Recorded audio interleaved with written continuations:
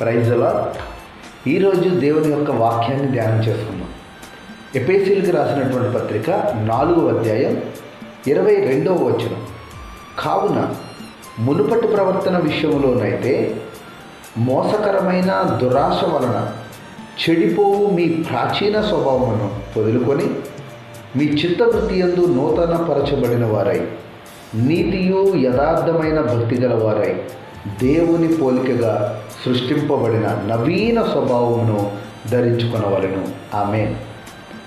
దేవుని యొక్క వాక్యం సెలవిస్తుంది, మన యొక్క ప్రాచీన స్వభావం, మన ప్రాచీన స్వభావం ఎలాంటిది అని అంటే మోసకరమైనది, దురాశ చేత నిండుకొనినది, దురాశ వలన చెడిపోయినది. అటువంటి మన ప్రాచీన స్వభావం విడిచిపెట్టి నవీన స్వభావం అంటే నూతన స్వభావం. ఏంటి నూతన స్వభావం అని అంటే నీతి, యథార్థత, దేవుని పోలిక అనేటటువంటి నవీన స్వభావాన్ని మనం ధరించుకోవాలంట. దేవునికి స్తోత్రం. మనం నూతన సంవత్సరంలోనికి ప్రవేశించబోతుండగా ఇంకా పాత బతుకుతోనే ఆ ప్రాచీనమైనటువంటి మోసకరమైనటువంటి దురాశ చేత చెడిపోయినటువంటి అదే బ్రతుకుతో మనం నూతన సంవత్సరంలో ప్రవేశించిన ఎటువంటి నూతన ఆశీర్వాదాలు మనం పొందుకోలేము. అందుకని దేవుని వాక్యం సెలవిస్తుంది, మనం నూతన పరచబడాలి. ప్రాచీన స్వభావాన్ని విడిచిపెట్టేసి నూతన స్వభావాన్ని లేదా నవీన స్వభావాన్ని మనం ధరించాలి. నూతన సంవత్సరం అనగానే మనం కొత్త బట్టలు ధరించడానికి ఇష్టపడతాం. దేవుని వాక్యం సెలవిస్తుంది, ఒకవేళ మనం కొత్త బట్టలు ధరించకపోయినా ఎటువంటి నష్టం ఉండదు, కానీ కొత్త నవీన స్వభావాన్ని ధరించాలి. మన ప్రాచీన స్వభావాన్ని విడిచిపెట్టేసి నవీనమైన స్వభావాన్ని ధరించి నూతనపరచబడాలి. అలాగే రోమీయులకు రాసినటువంటి పత్రిక 12వ అధ్యాయం 2వ వచనంలో కనుక మనం చూస్తే,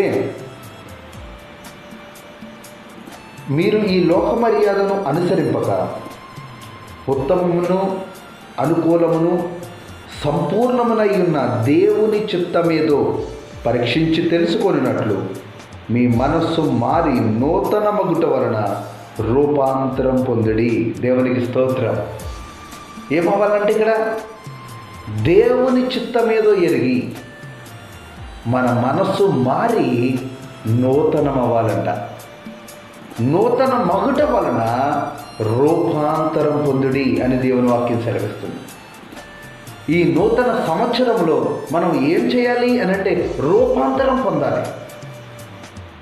2025 సంవత్సరంలో ఎటువంటి బ్రతికామో, ఎటువంటి భక్తి చేశామో, దేవునికి విరుద్ధంగా ఏ విధంగా అయితే బ్రతికామో అదే బ్రతుకుతో కనుక ఈ 2026 సంవత్సరంలో కనుక మనం ప్రవేశిస్తే ఎటువంటి ప్రయోజనం ఉండదు కదా.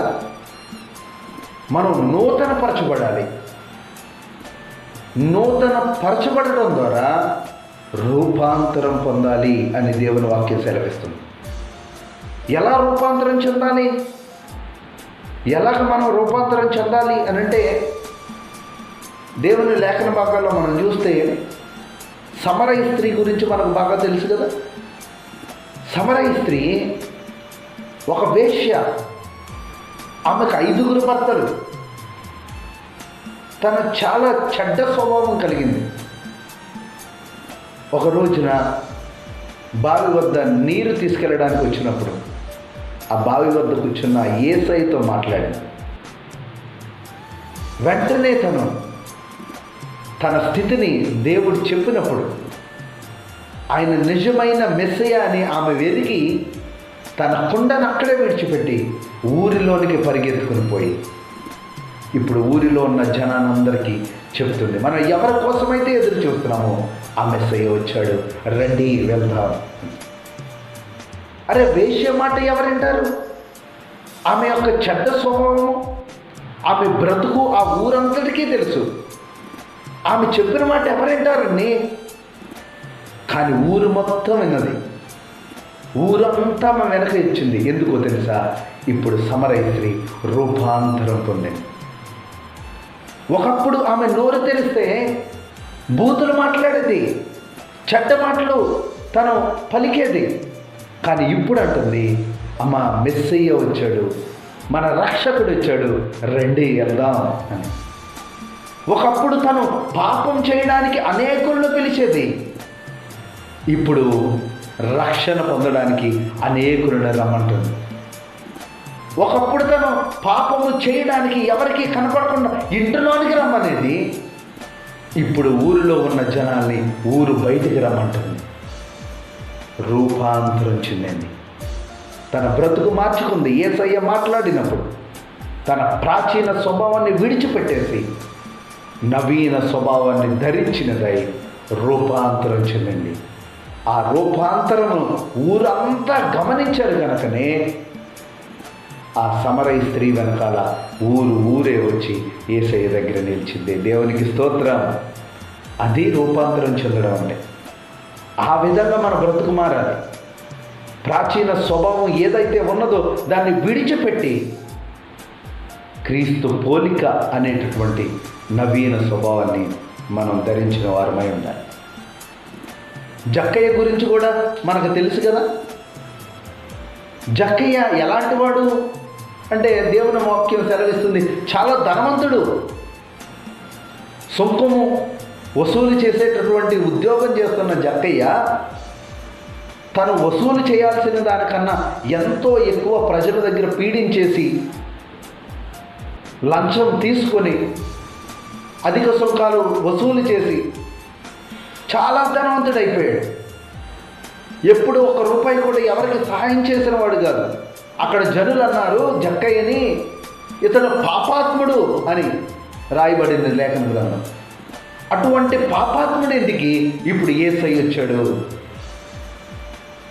ఎప్పుడైతే జక్కయ్య ఇంటి లోపలికి యేసయ్య వచ్చి జక్కయ్యతో మాట్లాడాడు, ఇప్పుడు పాపాత్ముడైనటువంటి ఆ జక్కయ్య, అన్యాయస్తుడైనటువంటి ఆ జక్కయ్య, అన్యాయంగా సంపాదించినటువంటి ధనవంతుడైనటువంటి ఆ జక్కయ్య ఇప్పుడు రూపాంతరం చెందాడు.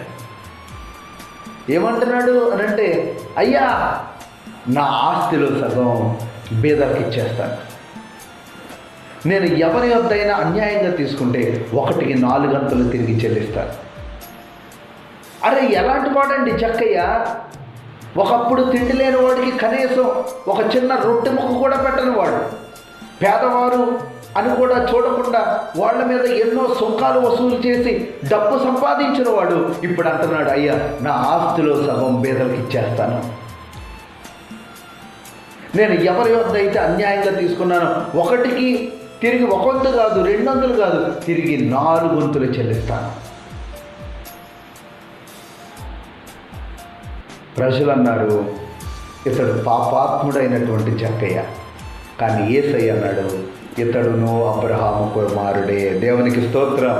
నేడు ఈ ఇంటికి రక్షణ వచ్చి ఉన్నది అని దేవుడే స్వయంగా చెప్పాడు. కారణం ఏంటి అంటే యేసయ్య మాట విన్న తర్వాత జక్కయ్య రూపాంతరం పొందాడు. తన ప్రాచీన స్వభావాన్ని అప్పుడే అక్కడికక్కడే విడిచిపెట్టి నూతన స్వభావాన్ని పొందుకున్నటువంటి నవీన స్వభావాన్ని ధరించినటువంటి జక్కయ్య అబ్రహాము కుమారుడిగా ఎంచబడ్డాడు. ఈ రోజున నీవు నేను కూడా నూతన సంవత్సరంలో ప్రవేశించాము. ఇంకా అదే ప్రాచీన బ్రతుకు, అదే పాపము బ్రతుకు, అదే మోసకరమైన బ్రతుకు, అదే అపాయకరమైన బ్రతుకు, అదే అక్రమమైన బ్రతుకుతో కనుక ఈ నూతన సంవత్సరంలో కనుక ప్రవేశిస్తే ఎటువంటి ఆశీర్వాదాలు మనం పొందుకోలేము. దేవుని వాక్యం సెలవిస్తుంది, పాత తిత్తులలో కొత్త ద్రాక్ష రసము నింపకూడదు. ఒకవేళ నింపిన ఆ తిత్తులు పగిలి ద్రాక్ష రసం నేలపాలవుతుంది. అదే పాత హృదయంతో నీవు కొత్త సంవత్సరంలోకి వచ్చి కొత్త ద్రాక్ష రసం అనేటటువంటి దేవుని ఆశీర్వాదాన్ని నీవు పొందుకోవాలి అంటే నా ప్రియ సహోదరుడా, దానివల్ల నీకు ఎటువంటి ప్రయోజనం కూడా ఉండదు. నీవు నూతన హృదయం సంపాదించాలి. నూతన హృదయంతో నూతన సంవత్సరంలోనికి ప్రవేశించినప్పుడు కొత్త ద్రాక్షరసం అనేటటువంటి దేవుని ఆశీర్వాదంతో మన హృదయాలను నింపుకోవాలి.